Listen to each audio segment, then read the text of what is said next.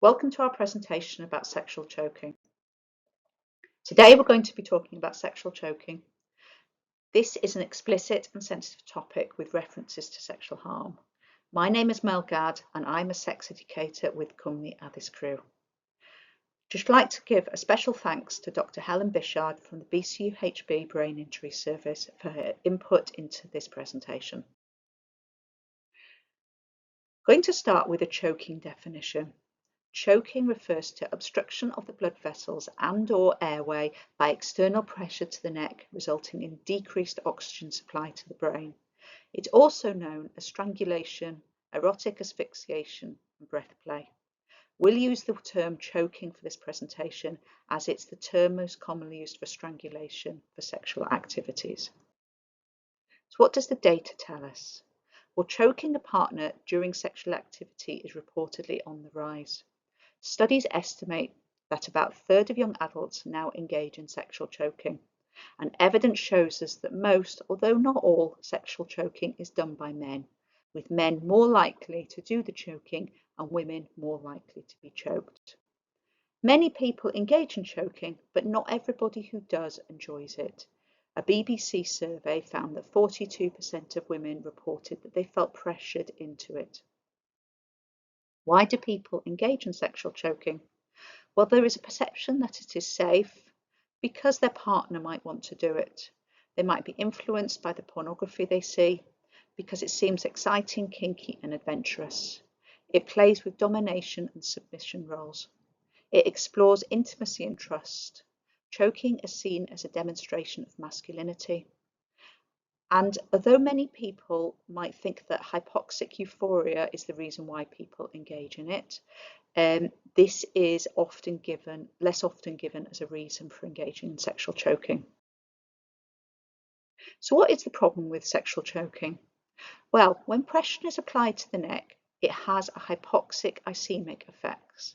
And this means that arteries are blocked and this prevents oxygenated blood being carried to the brain.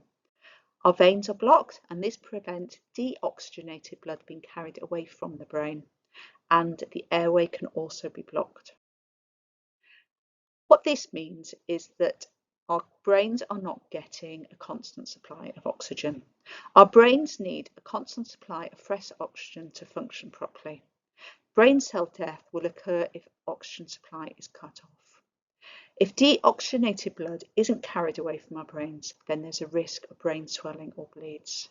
If our airway is blocked, then there's a risk of acute hypoxia, so the tissues in your body are being starved of essential oxygen. These conditions can lead to a risk of strokes, heart attacks, and organ failure. Non-fatal choking is estimated to be the second most common cause of stroke amongst women under 42 years. Sexual consent needs a functioning brain. In order to legally consent to sexual activity, you need to be able to know what activities you're consenting to, know what the possible outcomes are, including potential risks for yourself and your sexual partner, be able to withdraw consent at any time if you want to, know that your partner must have the capacity to consent and withdraw consent too if they want to.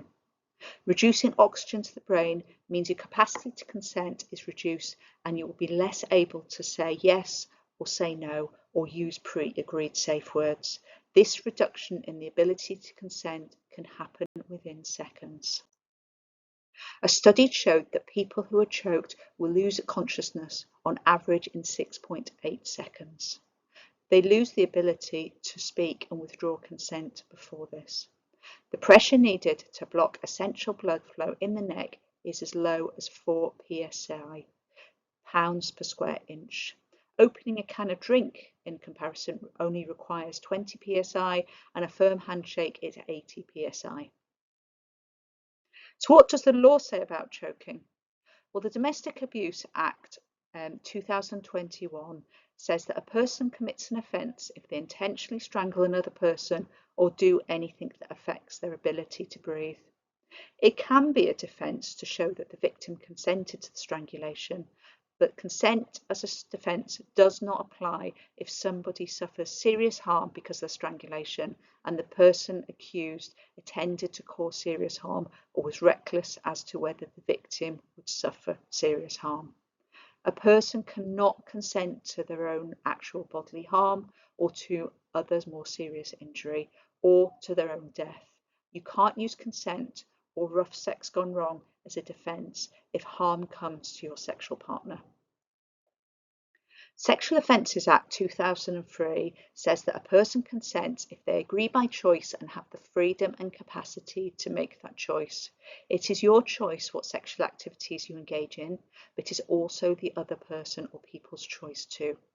Be sure that all parties are fully consenting to everything you do together, and an absence of a no is not a yes. You cannot legally consent to sex when your brain function is impaired. So drink, alcohol or drugs inhibit choice making. If somebody's asleep or unconscious, if there's a lack of oxygen to the brain, or if somebody is forced or tricked into sexual activity. Some of the longer term outcomes of sexual choking are currently being better understood. So there are reported symptoms of depression, anxiety and loneliness. Some people report experiencing PTSD.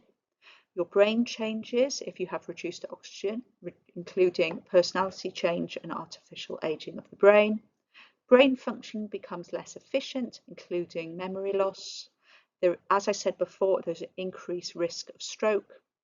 And there are other uncertain long-term health consequences. So in summary, any pressure to the vessels and structures of the neck can cause injury.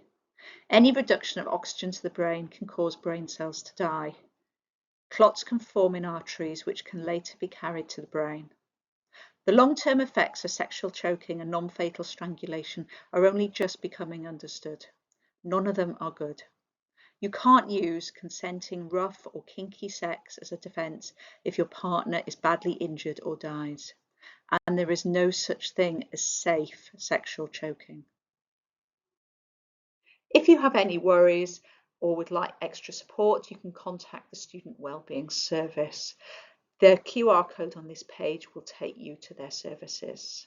You can also access external and internal condoms, DAMs, lube and STI test and post kits for free from the Student Centre in the Students' Union and from the accessible toilet in the Students' Union. BCUHB have a range of sexual health services that you can access for free. The services are easy access, friendly and non-judgmental, free, that you can access STI testing and treatment, contraception services and HIV services. And the QR code here will take you to their webpage. Public Health Wales have a Sexual Health Wales website, and on that website you can access test and post STI screening kits, free postal condoms and a range of sexual health information. This is one of a series of video presentations on relationships and sexual health topics commissioned by Undeb Banga. They were designed and delivered by Cwmni Addysg Sex Education Company. Thank you for listening.